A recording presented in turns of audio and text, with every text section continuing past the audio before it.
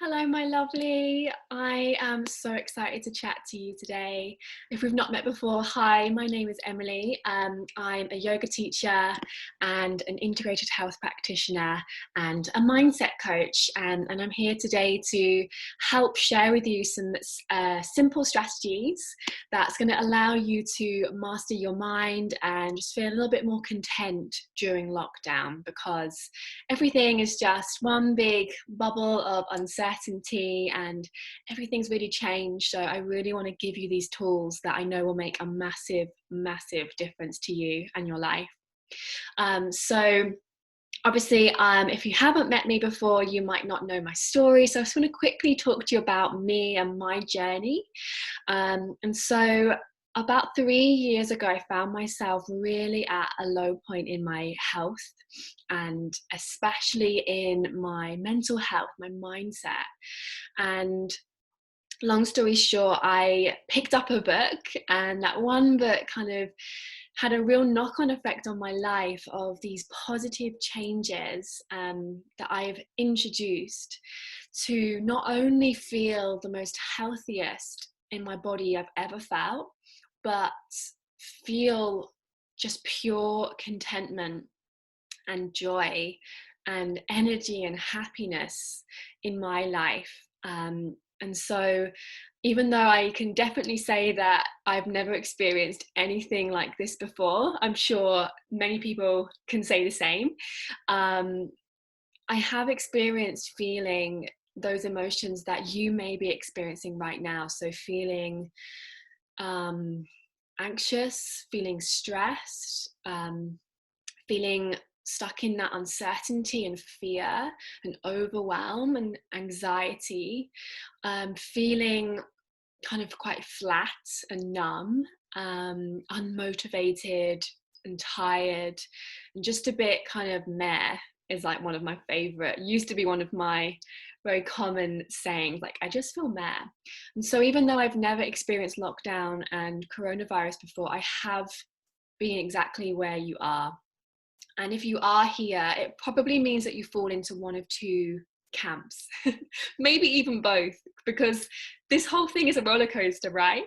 So you might be feeling stressed and quite heightened. So you may be experiencing overwhelm and anxiety with everything that's going on right now.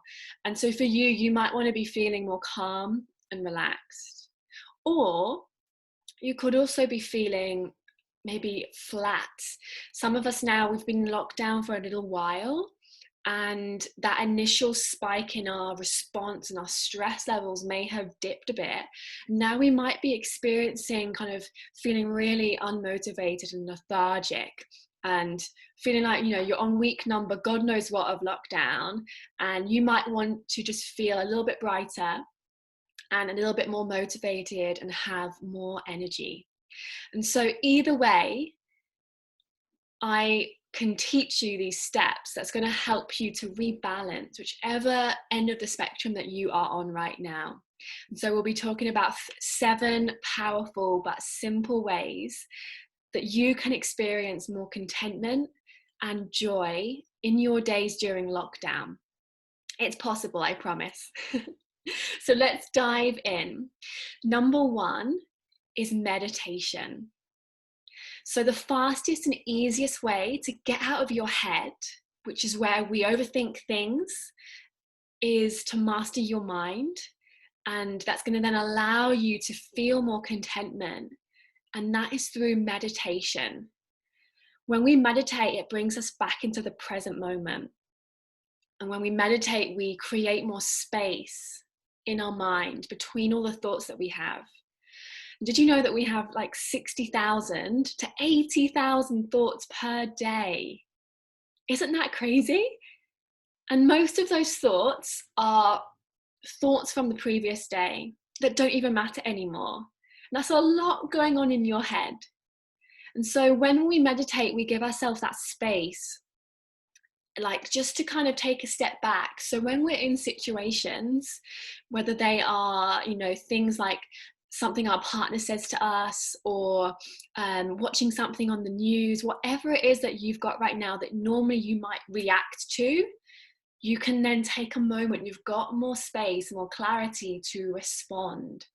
So it just really gives you that clarity in your mind to feel more calm and allow those feelings of joy and contentment to come through, because you've got less noise going on with all those 80,000 thoughts going on in your head. So I personally love to meditate twice a day for 20 minutes at a time. Now, for you, that might feel like a big stretch, especially if you're new to meditation. So just do what you can, my love. It's all about progress, not perfection. But that works for me. I do it in the morning, one of the first things I do. And if you think about it, when we are meditating, it's like having a shower for our mind. So Marianne Williamson talks a lot about this. She's one of my favorite teachers. And she says it's like we are cleansing our mind. The same way we need to cleanse our body, we have to have a shower to wash away yesterday's dirt. And so we have to do that as well with our minds. And that's why meditating is so important. And so schedule it into your calendar. One of my other mentors, Marie Forleo, says if it's not scheduled, it's not going to happen. And so we have to kind of remind ourselves at the start to do things, and, you know, set little reminders on your phone to go off so that you can really imprint this new habit into your everyday life, and it will become second nature, like cleaning your teeth.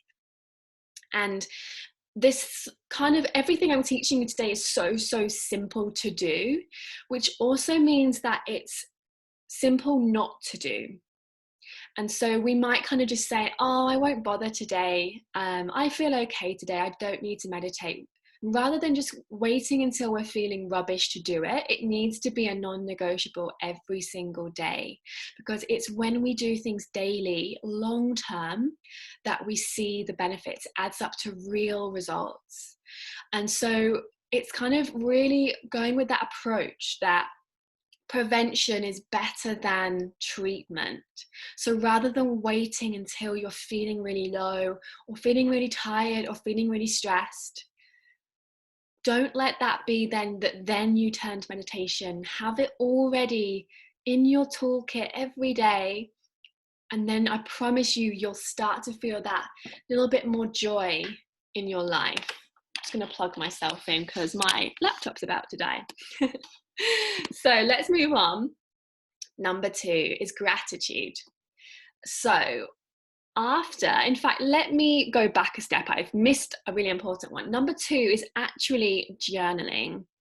So after you've meditated, a really beautiful practice that you can do is to open a notebook that you've got, a journal, or just grab a piece of paper and just to write down anything that is coming up for you at that time. So if one morning you're waking up and you're feeling like really lethargic and maybe a little bit flat, or you're feeling anxious and stressed and you didn't sleep very well, whatever it is and however you're feeling, allow yourself to feel that way. Don't suppress it. When we suppress it, it stays with us. But by journaling and just getting it all out on the paper, thinking like a big brain dump, it's allowing you to process how you're feeling, and then you can move on from it. So really take time throughout your day, even if it's just a couple of minutes. Meditating first is great because it's like clearing that space. And then you can just write down everything, how you feel, the good, the bad, the ugly, and don't judge yourself for what comes up. Allow yourself to feel exactly how you're feeling and forgive yourself for that. It's totally normal to feel all the feels that you are experiencing right now, and just get it out onto paper. And I promise you, it feels so therapeutic. Cool. So moving on to number 3, I gave the game away. So it's gratitude. So at the end of your journaling session, ideally, if you can, every day, write 3 things minimum that you are grateful for. It can be anything.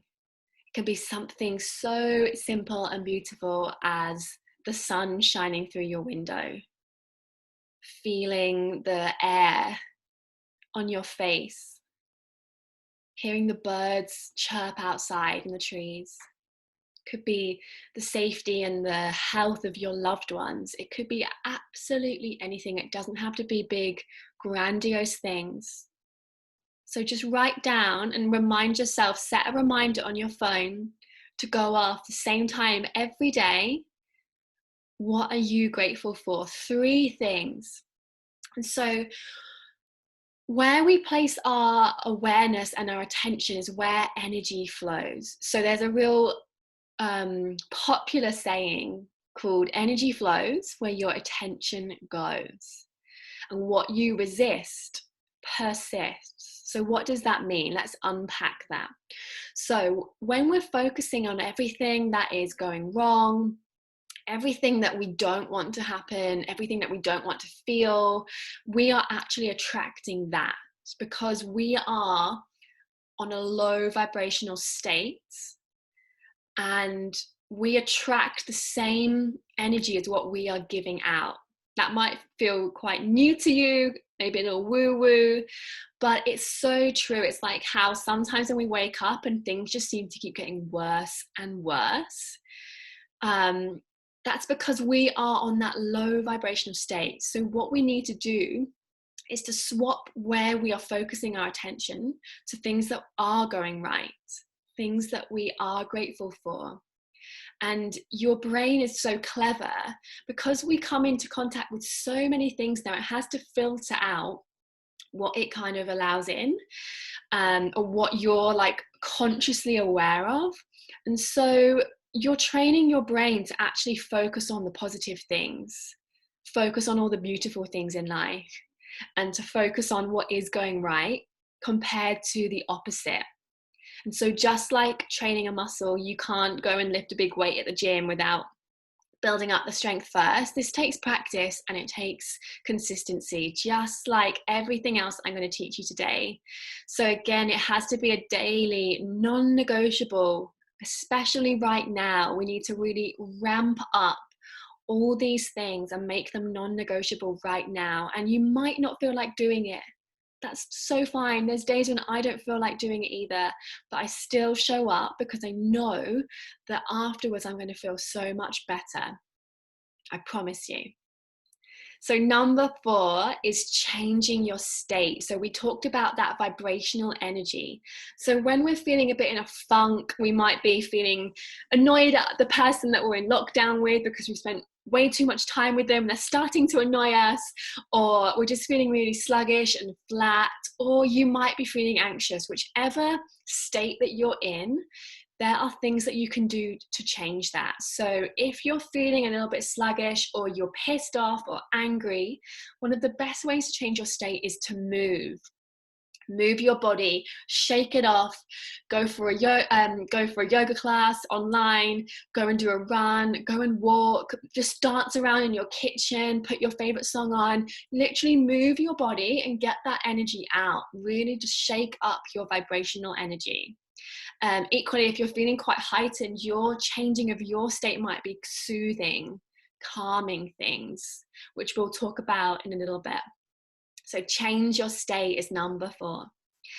Number 5, and feel free as well, I should have said, if you want to, you can pause this at any time and you can write notes.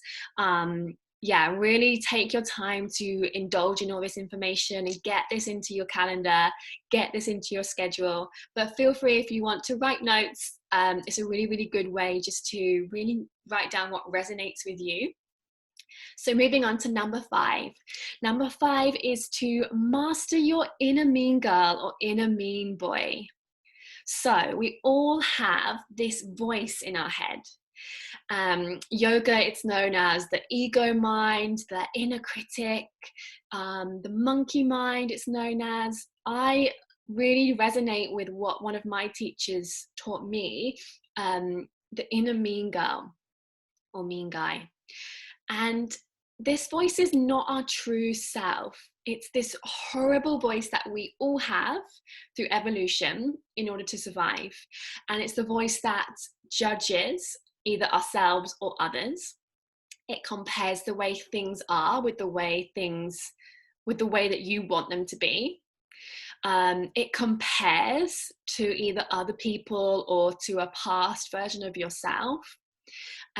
This voice also allows us to get lost in thoughts that we take far too personally and too literally and way out of context. And this voice really keeps us stuck, either replaying the past or worrying about the future. And it's just essentially that negative kind of running commentary that we all have, that chitter chatter.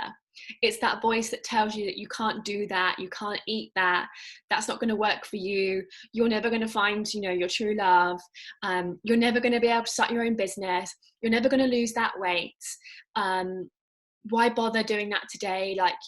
It's the voice that self-sabotages you as well. And so just really take the time to first acknowledge what that voice is saying to you. Many of us don't realize that we are separate to that voice. And then come back to your true self, to the present moment. Ask yourself, is that actually true? Do I have any hardcore evidence that that's true right now? And then swap your mindset to a more loving mindset, which leads me on to number 6, choosing love over fear. And so every single moment we are either choosing to think or to act out of love or out of fear. And so right now, I'm sure you can feel it. There is so much fear going on, which is totally understandable. But it's easy to really get wrapped up in that media circus rather than focusing on all the loving, positive things going on. And so right now in lockdown, as well, in just everything that we're dealing with day to day, just generally in our own lives as well, it's kind of the way that we will kind of approach how we exercise, what we choose to eat, and how often we choose to eat, whether we look after our body or not, and just our general well-being. So let me give you some examples. Say if you just started dating someone and they've asked you to go out on a date. This is probably a really, really bad example. Let me give you a better one. You can tell that this is completely unedited and I'm just sharing my thoughts with you, which I just want to know that it's so authentic and not some bullshit edited thing that you're listening to. So let's just say that you can't stop eating food because your fridge and your kitchen is all of 2 steps away from where you are right now. And so you're really struggling with that constant need just to nibble and have some granola and yogurt or whatever it is. That's my favorite thing, to just treat myself to in the afternoon. And so the next day you wake up feeling really, truly guilty. And so you decide not to let yourself eat all day until dinner. Or you decide, okay, I'm going to start nourishing my body and only eating when I'm actually hungry and tuning in with myself. So when I do feel that urge to go and get something from the fridge, tuning in, be like, am I actually hungry right now? Or am I just suppressing something, an emotion? Or am I avoiding something, distracting myself? I really noticed that in myself when I was stressed or in a bit of a tricky situation. I would avoid that situation through choosing to go and get some food from the kitchen. And so they're very, very different things. So one of them is really moving out of love, and one of them is moving out of fear. And so whenever we do something, and whether it's, exercising because we know it's going to make us feel better and we're going to feel so much more energized, and it's looking after our body, and we know how important it is to move still, especially as we are more stagnant at home, or whether we are exercising every day and ragging our body because we're scared of putting on weight and getting cellulite because of lockdown.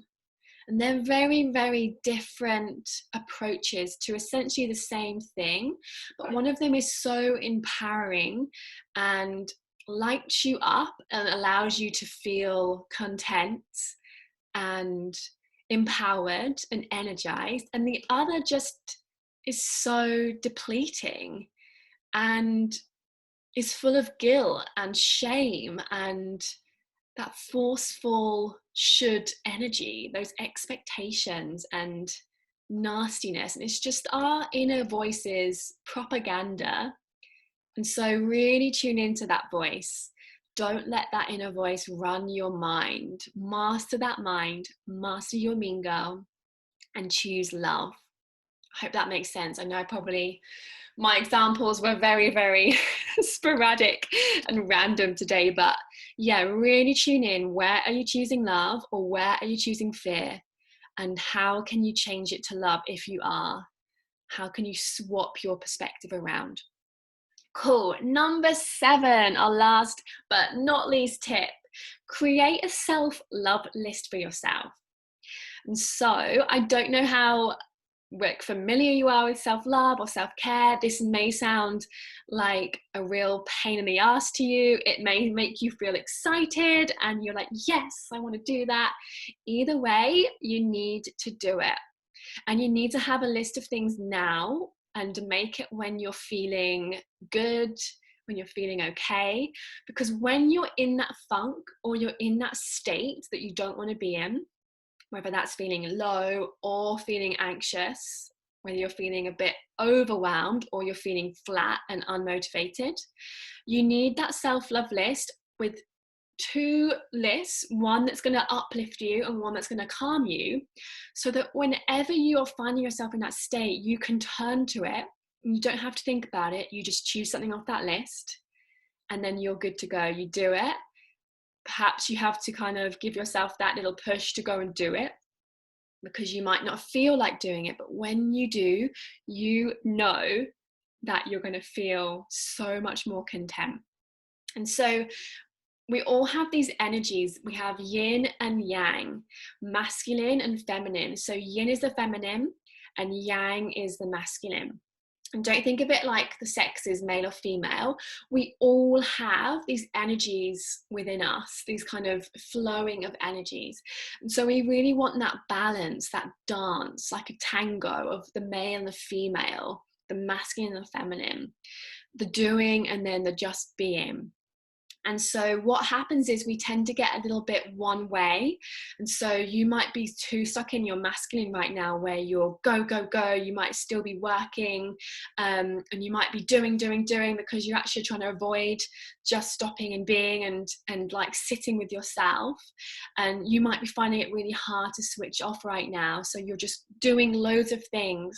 And so for you, you really need to focus on those more feminine self-love activities, which is anything that is calming. So anything like a nice bath with candles and Epsom salts and essential oils, a nice slow relaxed yin yoga class.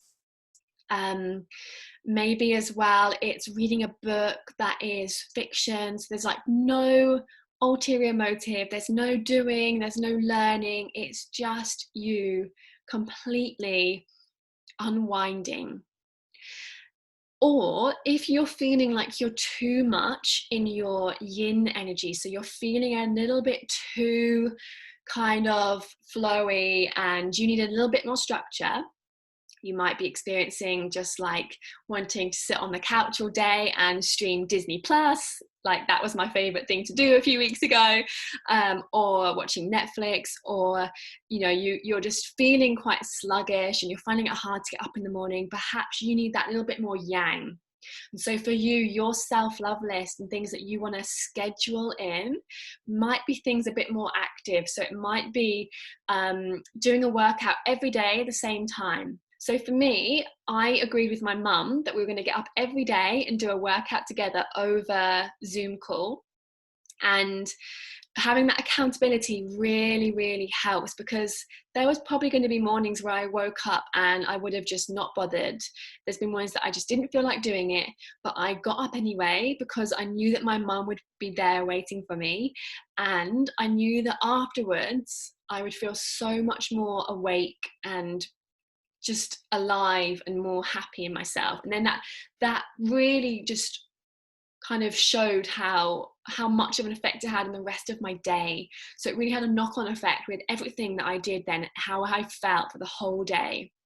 And so having that self-love list of those yin and those yang things, so that you can really tune in when you meditate, when you journal, when you observe your thoughts, tune into what you need more of right now, so that you can keep coming back into balance, all about just finding that flow. I think for a lot of us, so from my experience of lockdown, it's been the first few weeks, I was very, very up and heightened and yang. And so a lot of it was fear and anxiety and not knowing what the hell was going on with my income and just with, our family's health and this whole big shift of life as we knew it. And my way of that was distracting myself with work. So I just worked, created things, which I love, but I was guilty of not allowing myself to just be and to rest and to process what I was actually feeling.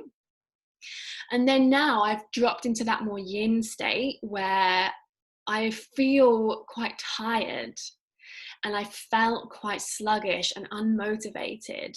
And so I clocked that really quickly and did the things that I knew I needed to do to get me back into balance. So both times I kind of clocked myself and thought, right, you need to chill out. Or recently I was like, right, you need to amp up your energy and you need to just dance and put some silly music on and just wake yourself up, go for a walk. And so I hope these tips are comforting to you, no matter how you're feeling. I am completely here with you, and yeah, just try them out, pop them into your schedule, remind yourself to do them. They seem simple to do, but I promise you those simple things add up to big consequences. And the more you do these things, the more that you're going to start to feel just that little spark of happiness, of joy, of contentment coming back into your life. And that is my wish for you, whether you're locked down or not, to just feel the most joyful and calm and content as you can. And when you use these 7 simple but powerful tools, you will start to experience that in your life. And so I hope that was helpful, and let me know, come chat to me either through email or Instagram and let me know how you go. Look after yourself, my lovely, and stay safe. Lots of love.